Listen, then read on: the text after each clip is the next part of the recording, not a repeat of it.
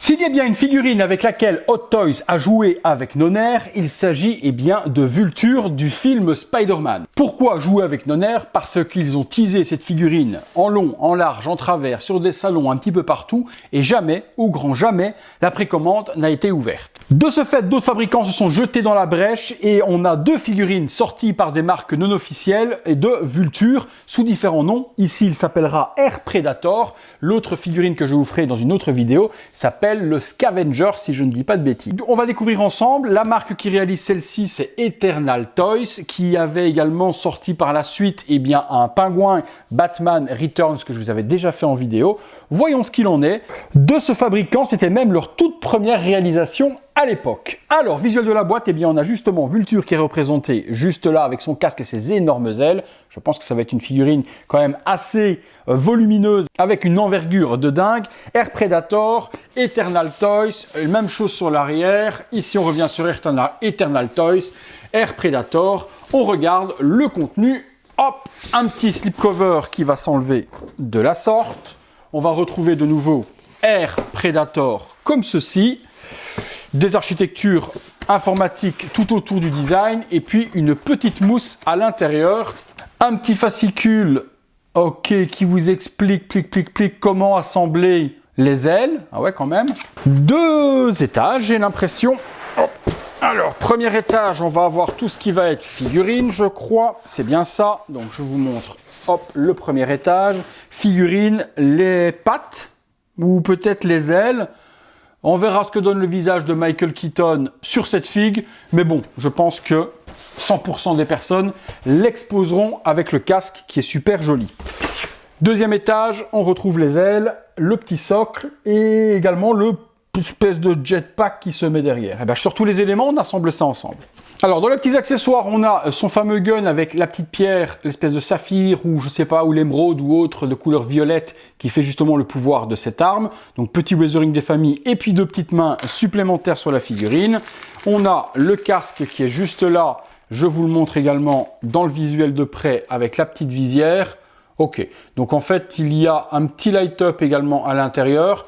La petite visière, elle est aimantée sur la face avant et les yeux vont s'illuminer en vert avec le petit light-up qui est juste là. Ok, ouais, ça fait 2 petits points verts, rien de bien extraordinaire en soi. On a ensuite la figurine qui est ici. Hop, je la sors avec ces énormes...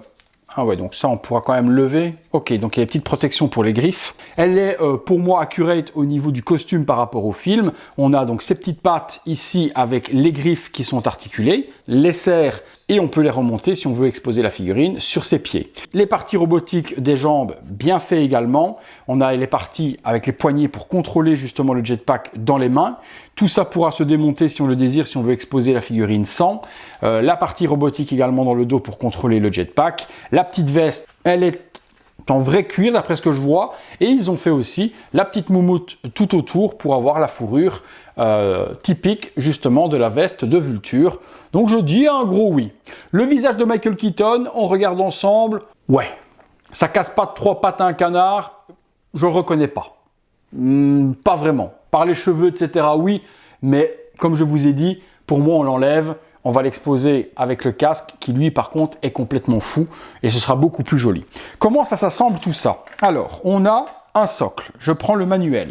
Qu'on regarde tout ça. Ok, donc il y a le manuel sert si on... Ah, ok, donc il y a des tiges. Donc si on veut faire tenir les ailes vu le poids avec la base, eh bien on pourra... Là, ça va permettre de pouvoir être articulé et de tenir les ailes si on pose la figurine. Le petit socle, il est en résine, imitation métal avec un plancher. Voilà, de la sorte. Ça, je mets de côté pour le moment. On a après la partie arrière avec les propulseurs en petit PVC transparent. Là également, on peut illuminer si on veut. On met des petites piles juste là à l'intérieur et les 2 petits vaisseaux vont s'illuminer en rose. Malheureusement, j'ai plus de LR44 et celles fournies, je peux vous montrer et ne pas vous mentir, elles étaient dans le packaging et les piles ont complètement éclaté. là j'ai la pile, elle est en 2 morceaux. Donc je ne pourrais même pas utiliser celles fournies. Elles ont explosé avec le temps, à mon avis, ou je ne sais quoi. On a cette partie-là, qui est la grosse partie qui va venir s'attacher à l'arrière de la figurine, qui vient se développer de la sorte avec les rotors qui ne tournent pas. Donc on ne peut pas faire tourner ça à la main et ça ne tourne pas forcément mécaniquement, ça c'est totalement logique. Mais au moins on aurait aimé peut-être les faire tourner, c'est pas le cas. Peinture plutôt cool, là il y a les petites vis qui sont fournies pour attacher dans le dos. Il y a un petit weathering, c'est pas mal articulé, donc on peut vraiment bouger les flaps sur pas mal d'orientations et sur pas mal de pivots, et ces parties-là viennent tourner aussi. Pour continuer l'assemblage de cette folie, eh bien on a les ailes qui sont ici, qui elles aussi subissent une jolie peinture et une jolie usure avec les flaps. Donc là par contre, pour assembler ça, je pense qu'il faut venir mettre ça dedans ici. Ok, je vois où. Donc on rentre ici en premier lieu, j'ai l'impression, ça croque, et on vient rentrer ici dedans. Ok, j'enfonce pas plus parce que je veux pas être embêté pour redémonter pour Anto, pour remettre dans la boîte. J'assemble juste ce qu'il faut pour que ça tienne pendant la vidéo, hein, les amis. Voilà, et je rentre un tout petit peu, mais pas trop. Voilà, comme ça au moins ça tient. Quand je vous disais que ça allait prendre une grande envergure, la figurine, si je déplie tout, je me mets bien plat, voilà, si je déplie tout, ouais, ça fait une belle taille tout de même. Alors, ça s'assemble à quoi? Donc, on va avoir plusieurs possibilités, si je comprends bien. Je regarde, ça va venir, ok. Donc, on va d'abord assembler ça derrière la figurine, et il y a 2 vis à mettre. Ok, les 2 vis sont ici, elles sont fournies. Petit tournevis des familles, première vis, deuxième vis, et on est bon pour la deuxième. Effectivement, quand on le met sur la figurine, elle ne tiendra plus sans le socle. Hein. C'est pas possible, vu le poids, ça va se casser la gueule tout de suite, donc il faudra bien le petit socle pour la faire tenir avec les ailes. La partie qui est ici vient se clipser à l'arrière, hop, et il y a un aimant pour avoir du coup le jetpack qui est complètement assemblé comme ceci. Ok, donc j'enlève la tête de monsieur, parce que comme je vous dis, pour moi, c'est pas lui du tout, et je préfère mettre largement le casque, et là j'ai vraiment vulture. Les ailes, on peut également les ouvrir, hein. Vous voyez, regardez, on peut vraiment, les articulations au niveau des flaps, c'est complètement fou ce qu'ils ont étudié, hein. Regardez, on peut vraiment faire ce qu'on veut, on peut les ouvrir, on peut les fermer, on peut les faire battre, on peut faire vraiment ce qu'on veut, on peut mettre une pose avec des ailes qui vont se remettre vers l'avant, vers l'arrière, vous allez vraiment avoir des articulations de partout, de chez partout, hein. Alors, hop, si vous l'exposez, je veux voir comment ça fonctionne avec cette partie-là. Ah oui, on peut le mettre en vol du coup. Ah oui. Ah d'accord, ok. Donc si vous utilisez les petits supports, il sera tout de même en vol. Ça c'est bien. Ça c'est plutôt pas mal. Il touche pas le sol et on peut, hop, je vais essayer de vous montrer, lui donner une pose agressive avec cette fois-ci les griffes plantées. On lui plie les petits bras. Ouais, moi je mettrais bien ça comme ça, avec les petites griffes qui vont toucher. Les jambes un peu pliées, un peu ouvertes. Je vous montre dans quelques secondes. Et ouais, je dis un gros oui quand même. Ça a de la gueule. Ça a de la gueule. Et je mettrai les flaps comme ça. Ah ouais. Si je devais l'exposer, je l'exposerais comme ça. Et je pense franchement que l'exposition, celui qui va mettre ça au-dessus d'une vitrine ou autre, regardez-moi la grosse dinguerie. Un énorme oui. L'exposer sans tout ça, avec le gun dans la main, pourquoi pas. Mais à ce moment-là, il faut retirer les parties qui permettent de contrôler. Donc il faut démonter tout et le mettre avec le gun de cette manière-là. Ouais, peut-être que vous ferez ça si vous l'exposez sans tout l'attirail. Sans tout l'attirail, là je démonte pas tout, vous imaginez bien, hein, la figurine ne m'appartient pas, j'ai pas envie de casser quelque chose. Donc je ferai pas un démontage complet pour vous l'exposer avec le gun dans les mains et la tête. Il n'y a pas spécialement beaucoup d'intérêt là-dessus. Je vous mets un petit visuel là devant si vous voulez, comme ça vous la verrez dans cette position-là. Mais autant éviter de faire des grosses conneries. Et ne mentons pas que l'exposition principale de cette figurine, c'est comme ça quoi.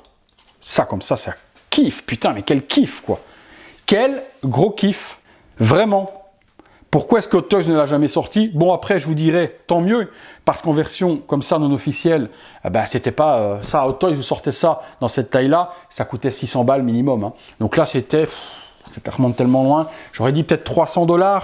Donc à 300 $ avec l'envergure de dingue de chez Eternal Toys, je dis un gros oui. Ben écoutez, je vous me mets là. Je pense qu'il n'y a pas grand chose à dire d'autre sur cette figurine. On a fait le tour, on a vu un petit peu ce qu'il y avait à voir. Je vais faire l'autre vidéo de la Scavengers de Toys R Us, je pense, si je me dis pas de bêtises, ou Toys Battalion, un truc dans le genre. Voir la différence entre les deux. Je garde celle-là pas très loin pour pouvoir voir s'il y a des grosses différences dans la taille ou autre par rapport à l'une et l'autre. Et on en parle dans cette vidéo-là. Si vous cherchez la figurine et si on la trouve encore, je vous mettrai les liens dans la description de la vidéo, les amis. Si vous avez aimé la vidéo, comme d'hab, le gros like, abonnez-vous, activez la petite cloche et toutes les notifications comme d'habitude. Et puis moi, je vous remercie tous et toutes d'avoir passé ces quelques minutes en ma compagnie. Remerciements à Anto et au poteau également Nathan. Et on se retrouve très bientôt pour une prochaine vidéo, les amis. Salut à tous.